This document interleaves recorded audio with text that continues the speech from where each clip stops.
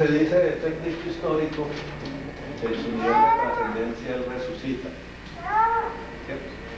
Y entonces después, unos siglos después, unos historiadores, profetas o apóstoles, dicen, Él resucitó y todos los que creamos en Él vamos a resucitar. Es un dogma de fe. Pero entonces, seamos objetivos. Desde hace 2000 años que Él resucitó, ¿cuántos más han resucitado? No sabemos.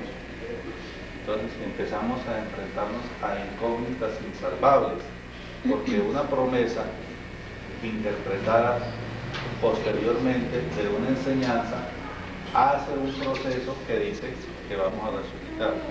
No, pero es que la resurrección es a nivel espiritual. Pero Él resucitó en cuerpo y alma. Y entonces ahí empezamos en un loop, en una inconsistencia que no nos permite trascender, y entonces aquí se rompe el ciclo evolutivo y aquí iniciamos un nuevo proceso de evolución espiritual.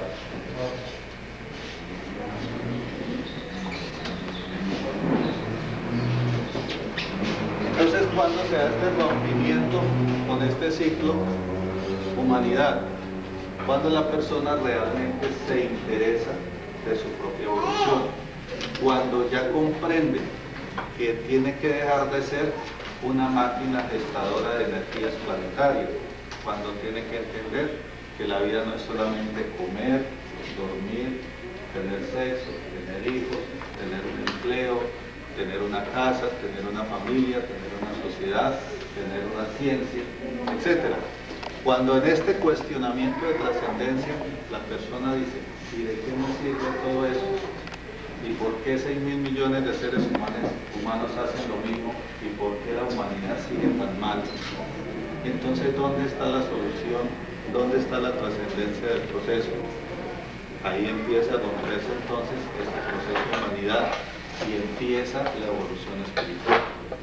Pero fíjense que desde aquí hasta aquí tiene que pasar mucho tiempo. Y en este ciclo, hablando solamente del proceso de Jesús, llevamos 20 siglos. Y seguramente necesitaremos otros tantos más para lograr la trascendencia como nivel grupal, humanidad. Estamos hablando de la masa, estamos hablando del que no cuestiona, estamos hablando del que tiene que ser llevado, conducido y manejado en un proceso espiritual en el que piensa que el proceso es exterior. Entonces, cuando empieza esta evolución espiritual, arrancamos con el proceso del Cristo interno. En la medida que van teniendo preguntas, por favor me las hacen, porque sé que estos temas son delicados y a veces tocan los niveles de creencia de fe que tienen las personas. Entonces, con todo gusto, con todo cariño, haremos las explicaciones que ustedes requieran, porque nuestra intención es que salga un mensaje de mayor claridad y no de más confusión, porque para más confusión pues baja la humanidad. Usted comentó una cosa, esto se hacía solo con los amigos. Sí, y él dijo por ahí, esto que yo hago lo podéis hacer también vosotros. Sí, señor. La pregunta es por qué no le enseñan a los demás realmente. Pues eso es lo que vamos a ver hoy. Eso es lo que vamos a hacer hoy. Y precisamente los apóstoles le preguntan al maestro, ¿y por qué a nosotros nos enseñan así y a la humanidad les enseñan en parábolas? Entonces les dijo, porque a ellos no les he dado a entender. ¿Sí? Entonces nosotros nos quedamos con eso que no nos han dado a entender. ¿Por qué? Por nuestro proceso evolutivo.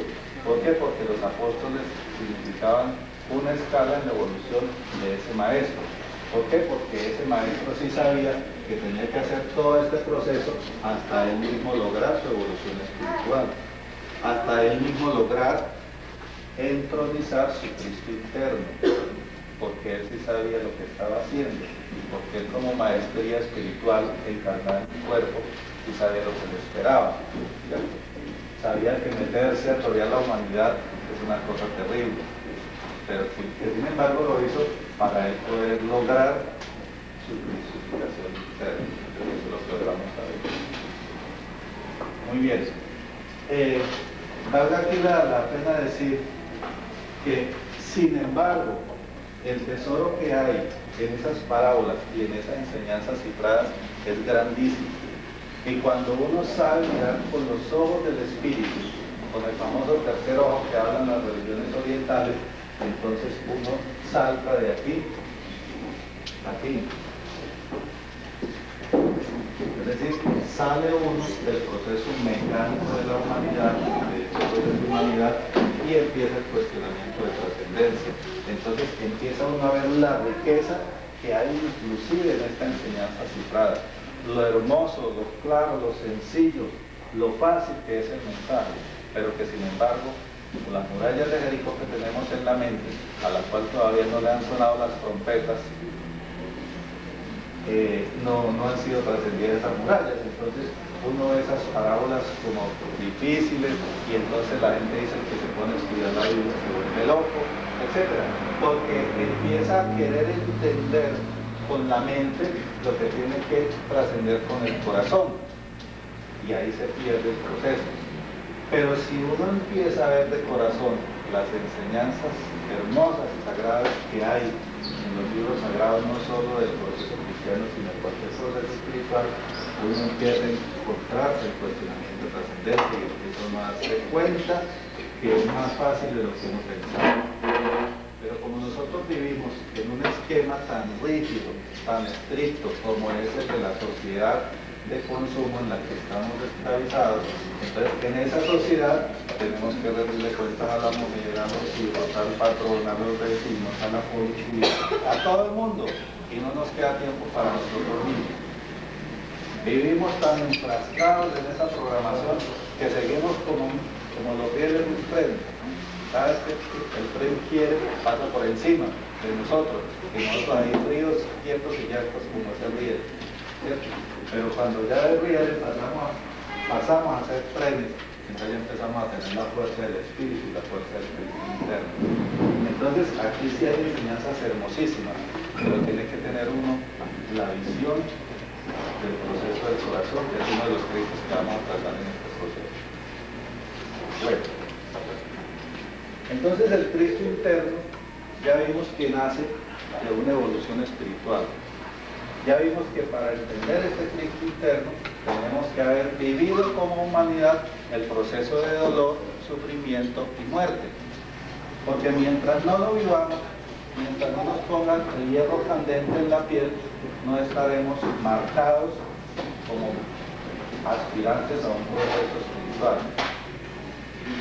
Ese hierro candente, cuya marca nos pone la humanidad, significa que tenemos que pagar el precio de vivir en un cuerpo y en un sistema planetario. ¿Cuál es el precio de vivir y coexistir en un proceso planetario? ¿Cuál será? ¿Qué precio pagamos nosotros por estar aquí? Un precio. Ojalá fuera eso. La vida, mi amor. Nosotros por estar en este planeta, ¿en qué pagamos? Con la vida.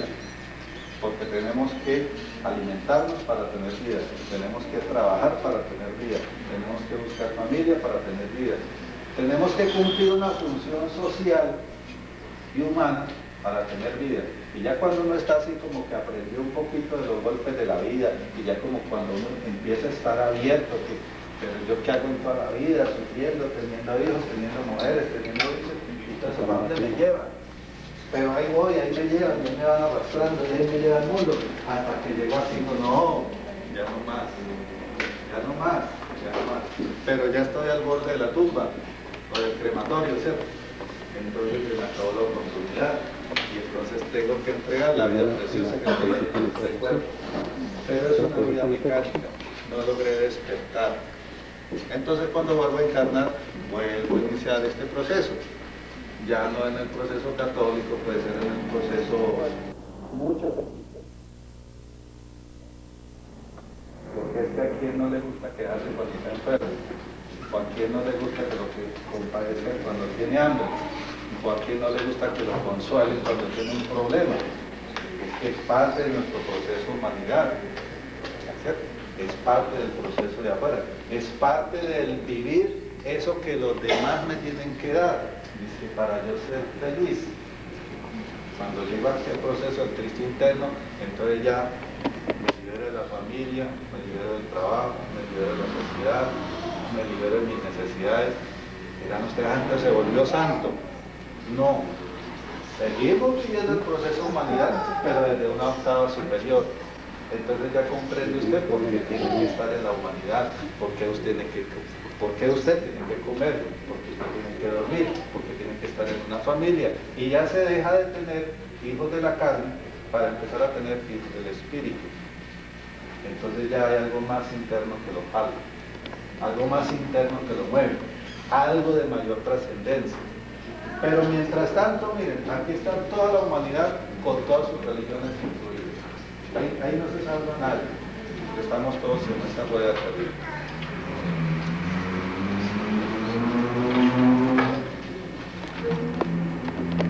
Sus preguntas son bienvenidas, con mucho gusto.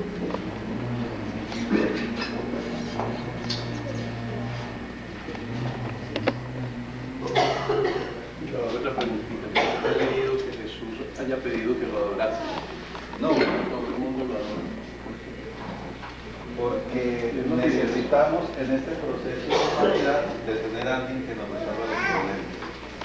Entonces, si todos los que van a las iglesias, en vez de llevar un petitorio, llevaran un listado de acción de gracias, entonces la misa sería algo sublime. Pero todos los que vamos a rezar, o vamos al culto, o inclusive los que vienen aquí a Barasta, los criadores, traen el listado de peticiones, ¿cierto? Desde ganarse la lotería hasta domesticar la suegra.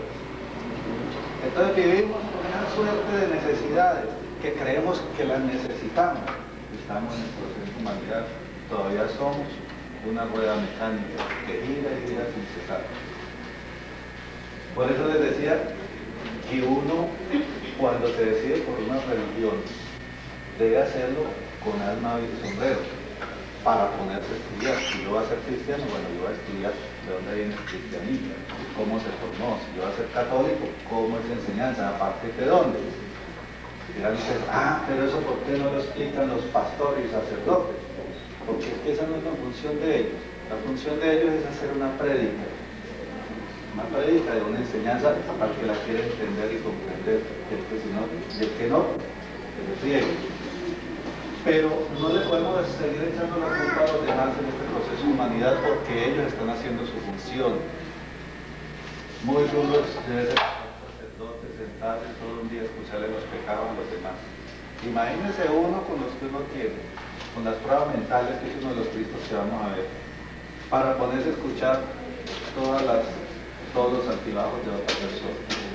Entonces yo por eso digo, respetemos a los sacerdotes que ellos están haciendo su misión, respetemos a los pastores que ellos están haciendo su misión. Los que se paran allí en el Parque Bolívar a leer en altavoz el Evangelio, que hagan ellos su misión como piensen que es mejor hacerla, mientras logran entender qué es lo que están haciendo. Eso es muy importante entender. Bueno, vamos entonces a entrar con el proceso de los crísticos. Sí, Jaime. Algo de Cristo y Mesías.